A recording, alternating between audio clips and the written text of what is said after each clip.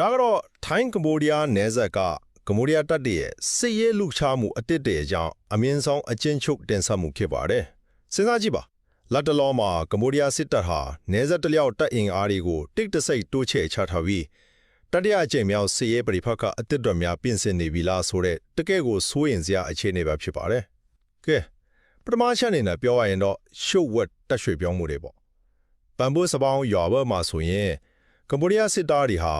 တီဟိုတရတော်ရတဲ့အကာအကွယ်ယူပြီးတယောက်စနေယောက်စနဲ့ပရက်စိတ်တက်လိုမျိုးခက်စိတ်စိတ်တက်ရွှေ့နေကြတာဗျ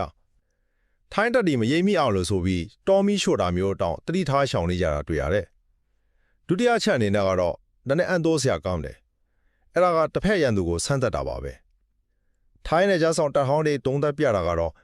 ကမ္ဘောဒီးယားတပ်တွေဟာထိုင်းစစ်သားတွေရဲ့စီကမ်းပိုင်းတုံ့ပြန်မှုအမြန်နှုန်းနဲ့တပ်အင်အားချထားမှုတွေကိုတည်ကျင်တာကြောင့်တမန်တက်ဟော်ဟစ်ဆဲဆိုပြီးရန်ဆရာမျိုးတွေလုပ်နေကြတယ်လို့ဆိုပါတယ်။နောက်ဆုံးနေ့ထိပြောချင်တာကတော့ခံစစ်ပြင်တာနဲ့ဘုံကျဲခံရမယ့်အန်ဒီရကနေရှောင်းတိန်တဲ့နီးလန်ပါပဲ။နောင်ချန်ဒေတာမှာဆိုရင်ထိုင်းတင်ကားတွေဝင်မလာနိုင်အောင်